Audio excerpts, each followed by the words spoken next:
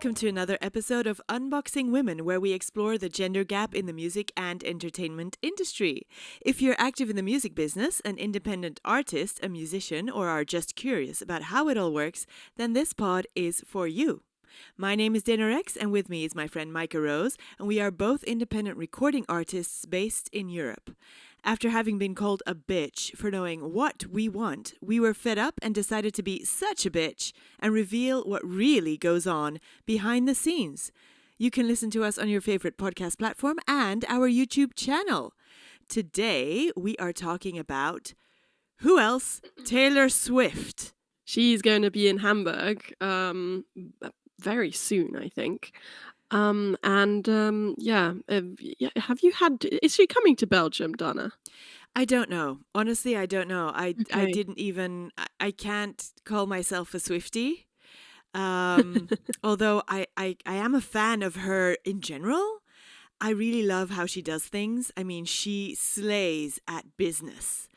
And Yeah, I really love that. But I wasn't yeah. going to go into the whole, like, buying a ticket and the whole struggle and gonna go there, which in hindsight, maybe I should have bought a ticket because I would love to see this show live. Now there's also the movie, but Yeah. I should have, maybe I should have, yeah. Maybe I should check if she's coming to Belgium. I don't know. But so Well, she's definitely coming to Germany, yeah. and I'm interested. So how large is the venue?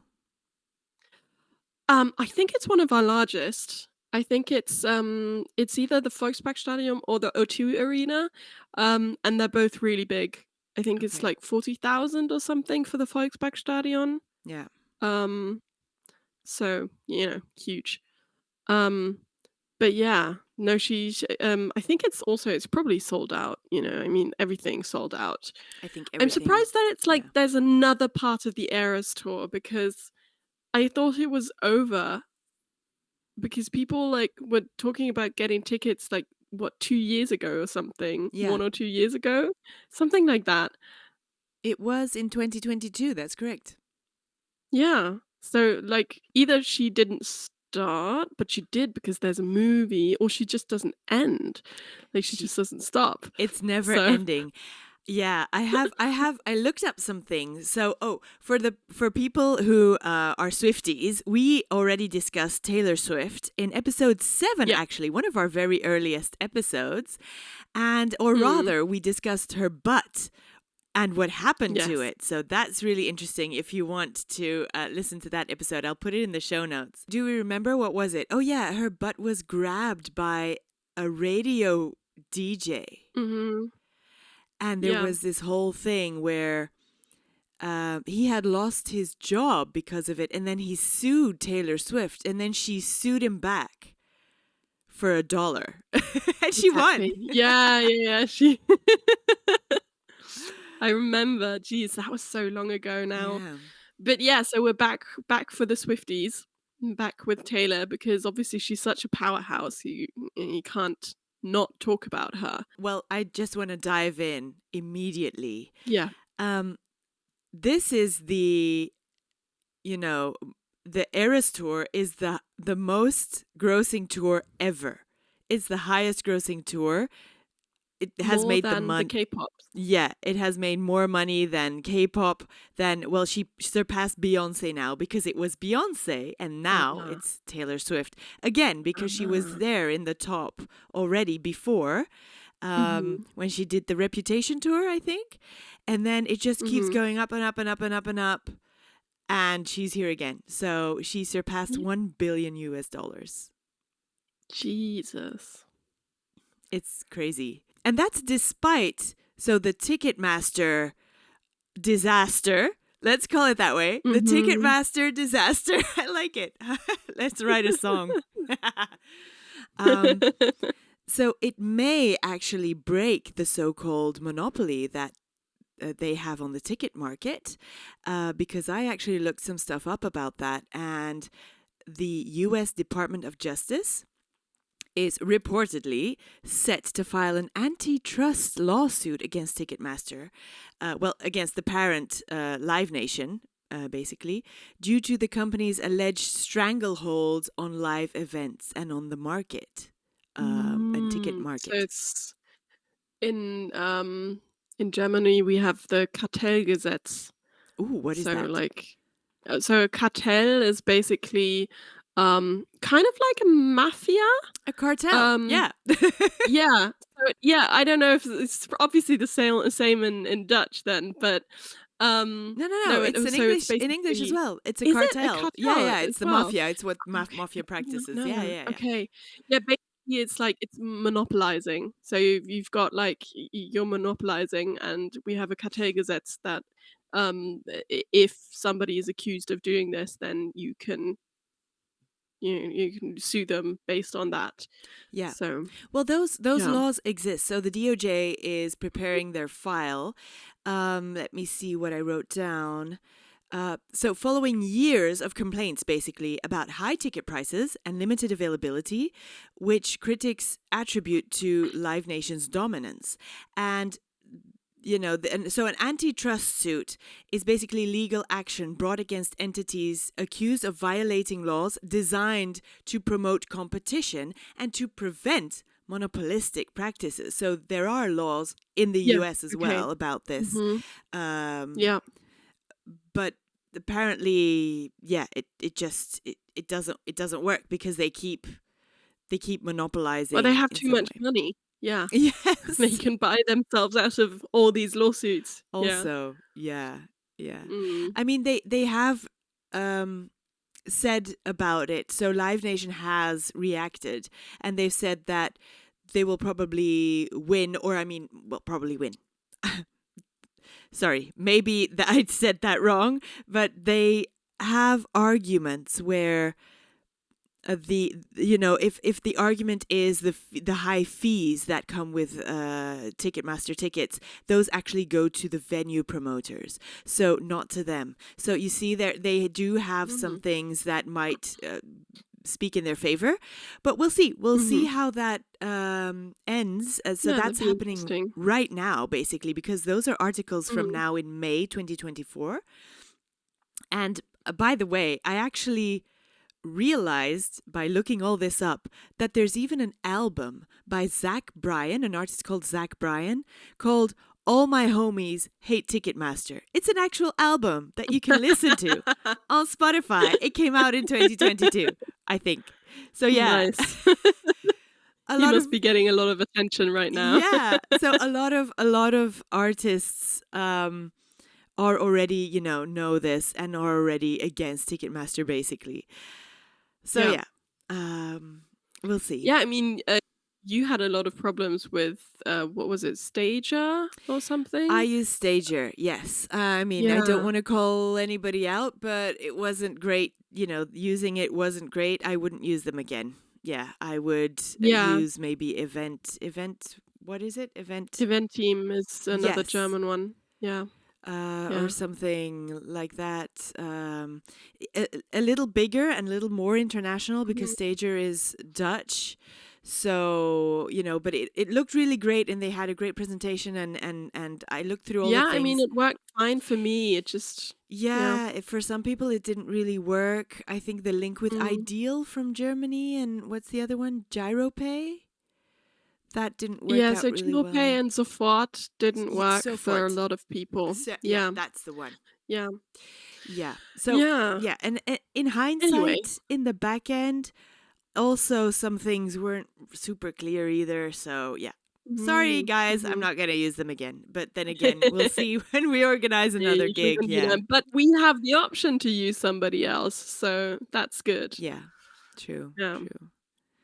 Yeah. True. I mean, the reason, like, or one of the reasons this episode sparked is because you see Taylor everywhere talking about feminist topics and talking about herself and her business and how she is perceived and Yeah. how she's had to learn um to trust herself and trust her instincts and have a backbone, as she says. Um, and it's just insane. There's so many reels out there, and I just found one really resonating recently, where she was talking about how um, when a man um, when a man does something, he's called strong. You know, when a woman does something, they're called Like something oh, like I more don't more remember. than a, yeah, I don't remember the exact word, but more like mischievous, like Yeah. deceitful, something like, Well, oh, she's yeah, but tricking no, us that's into like liking this. cunning, and then Yes. yeah, so it's like exactly. So there were different things she said, and one of them was, a strategic for men, and then a cunning or deceitful for women. Yeah, so the Um, vocabulary so changes. Absolutely, yeah. exactly, the vocabulary completely changes, and I think we've talked about this before on a podcast episode, actually. Probably. Um, but yeah, write us down in the comments if you know which one it's from.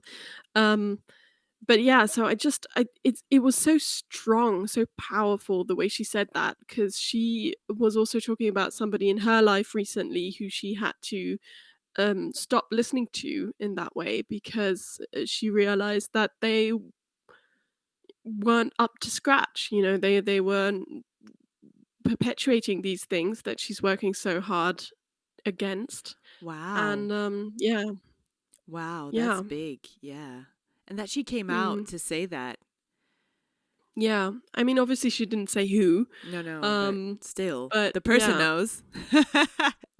the person knows. Yeah. Well, you'd think maybe they don't, because if they use if they use that type of ideology, then maybe they don't know. Well, now I hope they know. Maybe Well, that was the idea, to put it maybe out it there. was. Yeah. Yeah. Mm. Well, there's even more controversy actually with the Eras Tour specifically, Okay. because apparently there was an exclusive deal that a city state had struck with Swift that prevents the singer from taking her Eras Tour to any other stop in Southeast Asia. So, I looked into that, and some Southeast Asian neighbors complained that Singapore Oh has a yeah. deal. They made a deal with her, and that deal is depriving them of the tourism Hmm. boom that her Hmm. concerts bring to the hosts, basically, of the Yeah. event. Yeah. I heard Um, about that. yeah. So yeah, the Singaporean leader. Here's a little bit more about that. The Singaporean leader confirmed on Tuesday. This is also very recent. A very recent article that Swift was provided with certain incentives, with air quotes, in exchange for making Singapore her only Southeast Asian destination on the Eras Tour. And if you look up more about that, actually, they have laws in Singapore which make it possible that the government can fund this kind of thing from specific funds from government funds, and this one was a government fund established to rebuild tourism after COVID-19 disruptions. And I've seen figures around 3 million US dollars. So I I mean, this is business, right? It's business. So, Hmm. is it so bad, if companies are attracted to have like a headquarters in, for example, Singapore, or in Brussels, or in Hamburg, the government makes incentives for businesses to invest in um, in specific countries or specific cities, and to come there with their company to boost the economy. Why would that be so different for an artist who in herself, in this case, an artist is a brand as well, is a company? Mm. Because there's been a lot about, oh, but Taylor Swift, and it's bad of her to do this and stuff, but I mean, she's a company, right? I don't think it's bad of her necessarily to do it. I think it's there's probably a lot behind it, behind the decision that we don't know about. Um but I do think it's s- kind of not a super smart move from Singapore, because I don't know if a lot of people from the surrounding countries would have travel to Singapore, or would now travel to Singapore to see Taylor Swift, because it's super expensive. Oh, no, but absolutely, they do. That's the thing with Swifties. They They follow do. her everywhere. Oh, Yeah. So okay. Thailand's prime Okay. minister, Yeah. actually, so Srettha Thavisin is the name, brought attention to the deal in February with a public claim that a promoter told him that the Singaporean government subsidized the concert with a condition that the artist not play anywhere else in Southeast Asia. But if you look, for example, at Korea, where she also isn't going, because she is going to Japan. So she goes to Japan, she goes to Singapore, and she did Australia, but not New Zealand. Okay, so there's a thing where people are saying that Koreans, there's not a lot of Swifties in Korea. That's what they're saying. And this is because they're saying this, well, now I suppose there are, but they're saying this because the last time she went there and did a concert was 13 years ago. With, I don't remember which, was it Red? I don't remember which album. You see, I'm not a 13 Swiftie, years so I don't, so 13. 2010. It was 2011. That should have, 2011. That should have been the one with, I don't know. where she Swifties, was still country. tell It was us. before her pop. This was before her pop era. Yeah, and so the It was thing like, was, yeah. I don't remember which one. Swifties will tell us in the comments. I hope. Please do tell us. They will crucify us in the comments. But yes. Yes. We're honest. At least we're honest, you know. Yeah. And we didn't go and look it all up and just say, "Hey, we're Swifties." No, we're not. But I sometimes regret I'm not, because she's so interesting and I really do love her.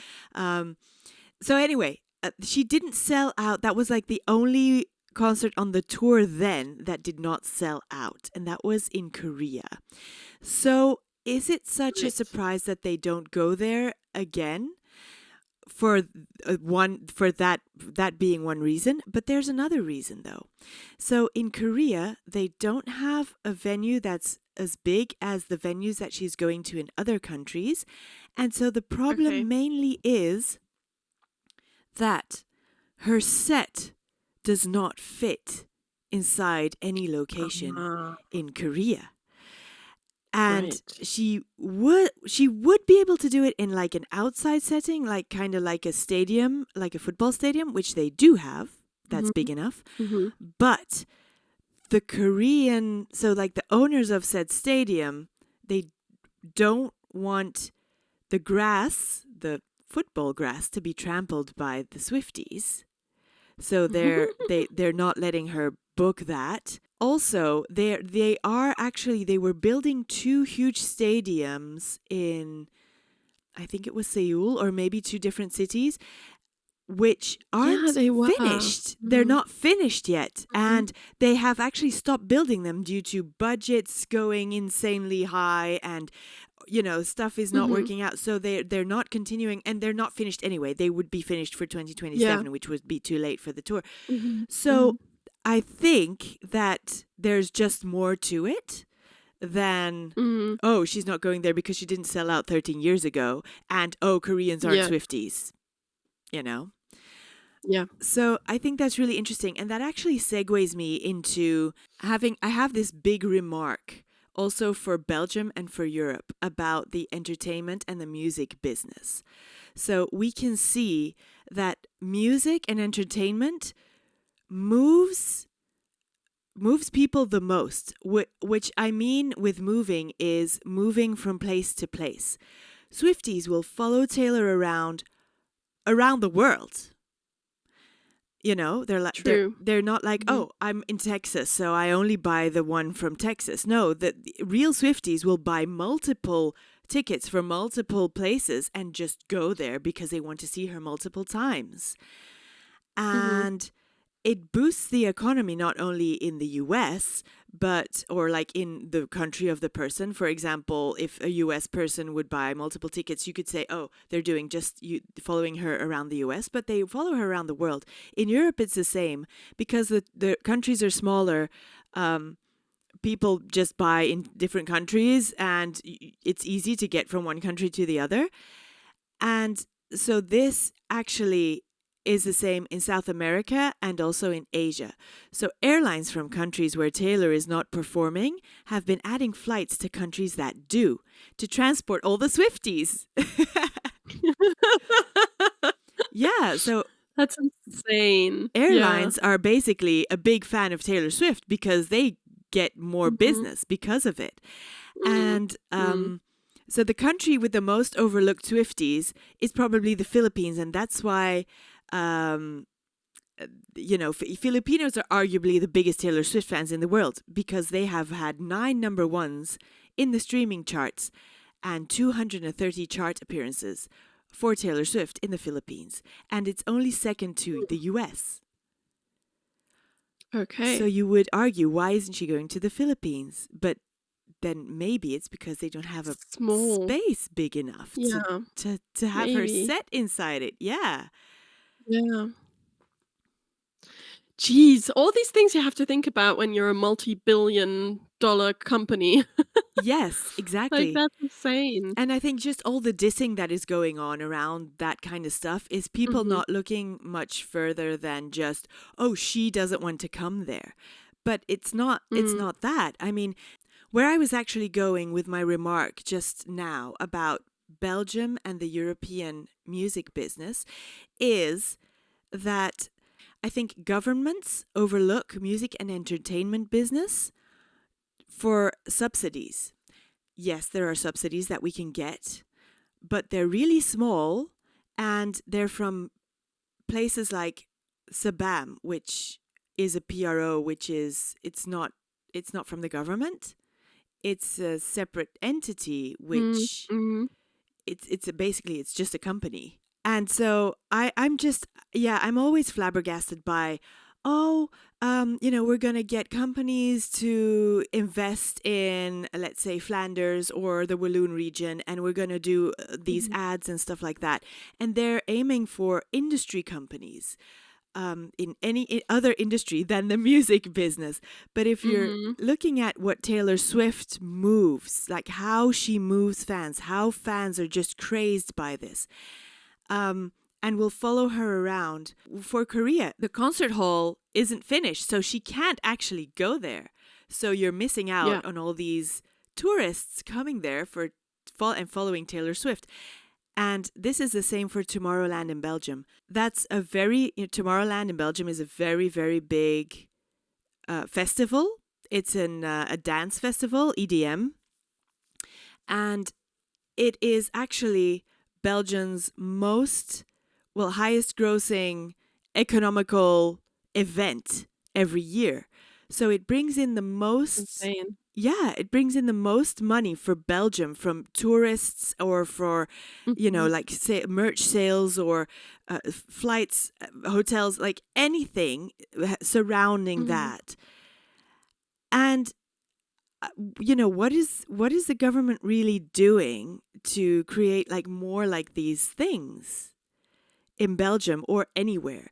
And you have these discussions going on with NGOs coming together because Key Change, things like that. They're all coming together because Key Change is actually European funded now, but Oh, wonderful. You see? So they're doing stuff, but it just seems so little with regards to what they are actually getting themselves organized and the lobbies around other industries being so much bigger than the music business, but the music business does move the most people. And I think it's the same thing when the music industry was looking at women and underestimating how much power they had, like buying power, in being a fan in the music business.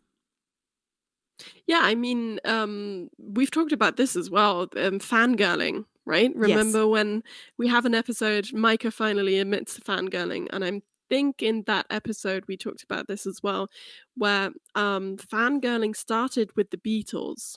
Yeah. Right? And I actually learnt this in school, in university. I learnt this in my music history class, or was it my music business class? I don't quite remember, but um, they told us that girls, even when it was clear that loads of screaming girls were showing up to these concerts, they didn't take them seriously as a marketable group. Yeah. They thought, "Ah, these girls will never get any money off of them. They're not really, they're just fanatic. They're just, whatever." They're crazy. And, oh my god, they're screaming and fainting and, so hysterical. They like to call us, Um, yes, that's the word. They like to call us crazy and yes, hysterical. yes, Yeah. exactly. Yeah, so it took them a while actually to realize that, no, this is actually the hugest market they've had so far. Yeah. Fangirls, even in that time, moved the industry. Um, and it's insane that also actually recently we had an unboxing on Unboxing Woman Insta, we had something in our story that is about teenage girls and how they have been forming our speech, like our language, since well before 1400. So it can be traced back to teenage girls using new words, using different language, and that has then become the norm. So actually, teenage girls have been moving stuff since forever, Hmm. right? And Wow. people still underestimate them. And I Yeah. think it's absolutely insane. To bring up some figures about what is actually happening with the Swifties and the airlines. So last June, Air New Zealand announced it had added 14 flights to its existing services to cope with demand from Kiwi Swifties.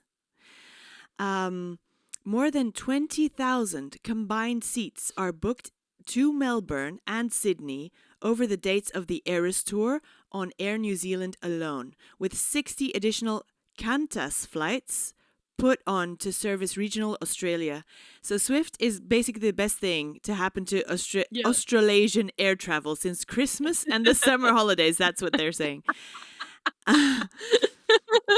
Yeah, Oh, and that's amazing. I would like to see the difference in numbers between Christmas and the summer holidays and Swift. yes, and they did a thing. Well, also, so despite Swift's only 85 chart appearances in Chile, her Eras tour bypassed the Mhm. country for Argentina and Brazil. So much to the delight of the Chilean airline LATAM, because they also have like a gazillion flights that they had to add to Argentina and Brazil to get Chilean Swifties to Yep. the show.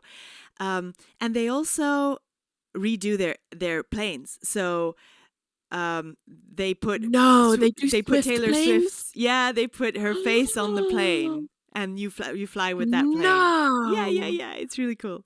They actually do the same thing for Tomorrowland. So in Belgium we have the Brussels Airlines flights doing like picking everybody up around the world to come to Belgium for Mhm. Tomorrowland, and they're also painted. They have 3 or 4 or even 5 different designs for Tomorrowland. Yeah. That's insane. So the airlines know. Why don't the governments know?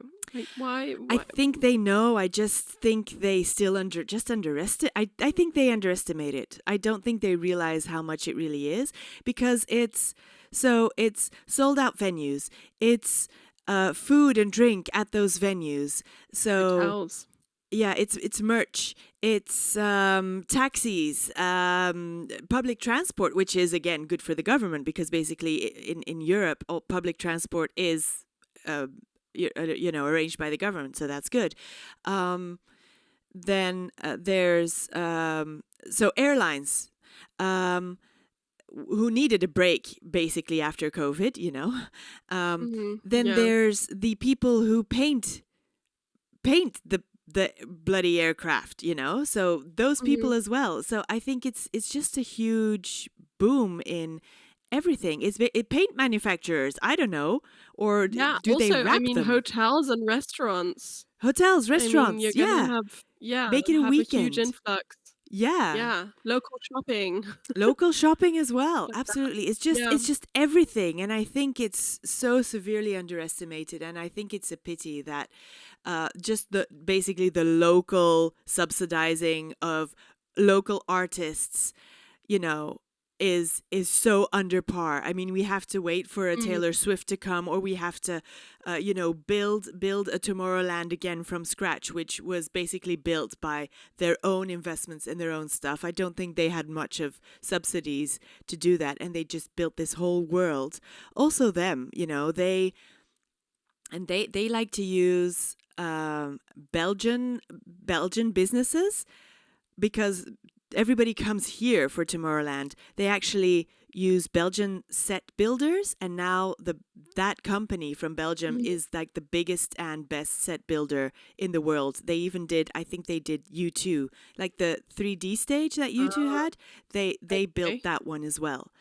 So Right. it just makes for a lot of other things and specialities to grow in the country that you're building all this Yeah. stuff in. So it's not the Yeah. festival alone, it's everything around it basically. Yeah, because that's true. I mean, even from the ticket prices alone, a lot of that isn't going to Taylor. It's going to the venue cost. It's going to the people that she's employing. It's going to the transportation, the stuff that she has to bring, her whole setup, etc., etc. So I'd like it would be really interesting to see actually how much she grosses out of it in the end from like one single concert. Because I feel like the expenses are absolutely terrifying. Oh yeah, I bet. I think the net that she gets is also underestimated. But yeah, I mean, Well, yeah. she is getting a lot from other things. I mean, the merch goes to her as well. Obviously, all the Yeah. streaming, because every time something happens or like there's something special, a TikTok about one of the new concerts that has something that happens, like her hair being like have you Oh, seen yeah. those, like the bloopers kind of? Mm. People love it so much, and then the streaming goes up as well, so she does get a lot of income True. from I mean, that. yeah. I just wanted to break it down for everybody so they realize what it is. So it's a streaming, but she's a writer on it, and she also owns her masters, I think now. I'm not sure, or maybe not. She I owns don't the know. new ones because Exactly. she remade all her songs. Yeah, so Yeah. the new ones she does, but publishing is obviously something that she outsourced, but still, all the publishing. So the merch, then there is, VIP tickets, meet and greets. yes, meet and greets, and the movie. So she made an Eras Tour movie, the concert movie, which is the highest grossing concert or / documentary film in theaters. So she's getting that, and then it's streaming also Okay. on HBO or Hulu or Netflix or all of the above. It's streaming, and she gets from all the that's the publishing basically. She gets the publishing from that, all of that. Yeah. So it's all of these things combined that are just, she's doing an insanely good job at being a very, very successful businesswoman. Yeah. Also, think about it. Like the Eras Tour movie is also the best advertisement she could have for her tour. There you go. It's like all in one. It's crazy. It's genius, really. She is a genius. So yeah. Well, on that note of Taylor Swift being a genius, Thank you for tuning into this week's episode of Unboxing Women. If you've ever had an experience you'd like to share with us, send us a DM or tag us in your post with the hashtag suchabitch, or send us an email on suchabitch@unboxingwomen.com. Don't forget to drop us a like on Instagram or wherever you're listening. My name is Micah Rose and I've been chatting with Dana Rex. Tune in to another episode of Unboxing Women when we come back from summer break. Thanks again for listening and we'll see you soon. bye. Bye!